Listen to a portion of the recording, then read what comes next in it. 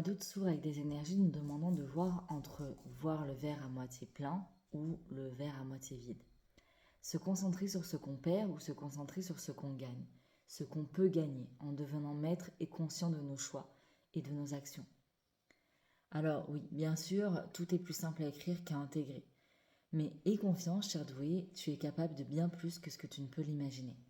Les structures se revoient au niveau de nos pensées, nous invitant à concilier nos actions du quotidien pour les mettre au service de notre souveraineté et de notre épanouissement.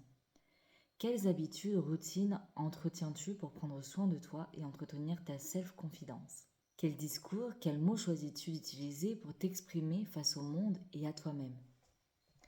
On nous rappelle que nous avons la capacité d'inspirer la confiance et la joie, de semer des graines dans le cœur des autres. Eux seuls choisiront ce qu'ils en feront. Nous pouvons à l'aube de ce mois d'août affiner notre maîtrise de la pensée et des mots afin de pouvoir les mettre au service de notre réalisation. Confiance et stabilité émanent des actions qui sont réalisées par et pour le cœur. 3 figures fortes illustrent les énergies générales pour ce mois d'août, indiquant tant une reprise ou une prise de pouvoir, de conscience, qu'une peur ou un refus à prendre ses responsabilités. On nous le dit et le répète sans cesse, que nous sommes créateurs de nos vies. Mais avons-nous conscience de ce que cela implique? Avons-nous conscience que nous sommes également acteurs du monde d'aujourd'hui et de demain? Prendre le temps de faire silence pour écouter, pour laisser également le flux des pensées s'apaiser.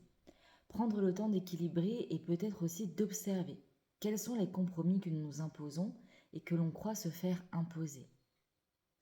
Le mois d'août sera aussi l'occasion pour certains, à des niveaux plus ou moins profonds, plus ou moins conscients, de guérir une part de leur enfant intérieur, qui jusque-là les empêchait de s'ouvrir au monde tel qu'ils l'auraient voulu.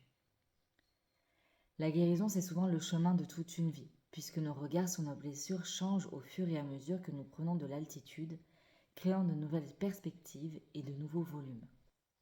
Je conclus cette guidance de la même manière que je l'ai commencée, car la manière dont nous choisissons de voir notre passé, notre chemin de guérison, nos blessures, est la clé pour changer bien des choses. Et pour reprendre la parole d'un singe sage, le passé, c'est douloureux, mais à mon sens, on peut soit le fuir, soit tout en apprendre.